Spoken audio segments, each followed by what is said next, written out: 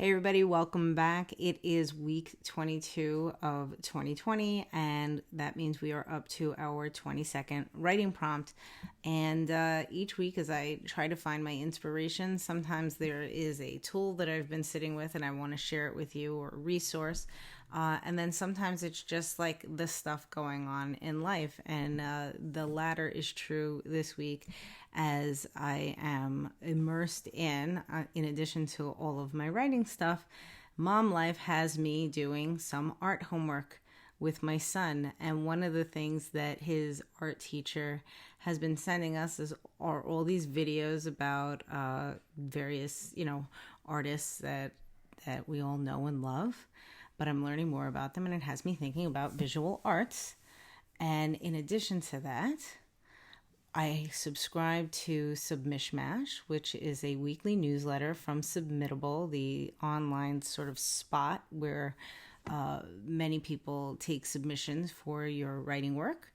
And every single week they send out various submission calls that are going on their site. And I've been noticing a number of times a call for a reaction to a piece of art. And that's not something that I'd ever done before or thought about before seeing it in this newsletter. So I'm putting those two things together, and I'm thinking about art, and I'm saying, yeah, that's, there are so many stories in the art that we surround ourselves with, whether it be a painting, a photograph, or, a sculpture. If you have some art in your house, chances are there's something about it that you're drawn to. And you probably look at it and think about what's going on there. And I'm thinking, why can't that be a writing prompt for us to look at a piece of art in our own homes and write a story either about it or using it? My first implication here is that I would like to write a story about what's happening in the piece. And I want to leave it open to you that you can use a piece of art that is in your home, or I am going to share with you a piece that's from my home that I think could be a good writing prompt. And I have a separate photo of this and video to show you as well. But this is a sculpture that I've lived with nearly my entire life. My parents used to collect statues and collectible plates and things. They were collectors. And this is a Lladró. They only had two Lladrós, and this was one. They bought one with a little girl and one with a little boy, and they would always say that they bought this thinking of me and the little boy one thinking of my brother. So I did a little research and found out that the name of the statue is actually Sad Milkmaid. So I don't know what that means about what my parents think of what kind of little girl I was.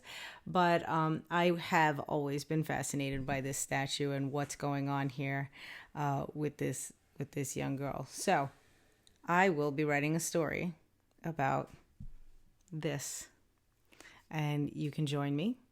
Or you can write a story about a piece of art in your own home, and I'd love to read it. And if you do that, and if you share it in a place where you can control the images along with your story, it would be awesome if we could see a picture of your piece of art. But that is it for this week. I want you to take a piece of art and write a story about it. Pretty simple. I hope you guys have been keeping up. By now, this means you should have 21 stories and one in development for the year of 2020, and that's pretty amazing that you've written so much this year, even if they're not completed stories, even if they're just drafts. Awesome. And if you're just joining us for this is your first time here, you've got a lot of year left, so you still have an opportunity to write a whole heck of a lot before 2020 rounds itself out. So the only other thing that I want to talk to you guys about right now in this week is that June is beginning on Monday, if you are watching this when it goes live.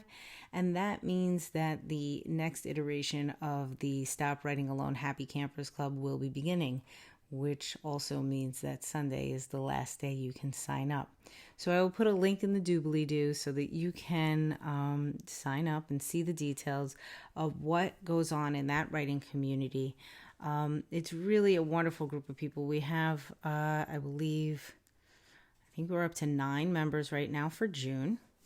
And every single day of the week, Monday through Friday, there are various live Zoom calls where we connect around various topics. Mondays, we talk all about our goal setting. Tuesdays is all about writing. We just do a number of write-ins so we get our work done.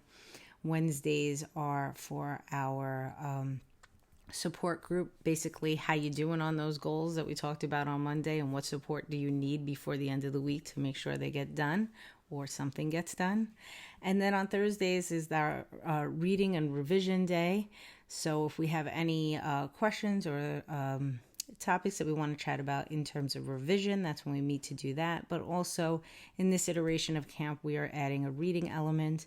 And for the month of June, we will be reading Writing Down the Bones by Natalie Goldberg together. And then Friday is our fun day, just like here. Fridays are all about writing prompts. So in camp, every single Friday, we have a writing prompt party. So in addition to everybody seeing this YouTube and every YouTube that comes out in June, we also have an hour-long Zoom call where we do a writing prompt live. We pick a prompt, we write together, and then we read aloud to each other. And then we have the weekends off to sort of recover and start over again. It's 4 weeks. It's awesome. And everybody has grown since April, all of the people that participated last time. So I think it would be fantastic if you could join us. Totally up to you. I will give you the link so that you can do it if it's of interest to you. Otherwise, I will see you here again next week. And don't forget, in addition to all the places that you can connect with me that will be shared in a moment, we have the Stop Writing Alone podcast that goes live wherever you listen to podcasts every single Thursday morning.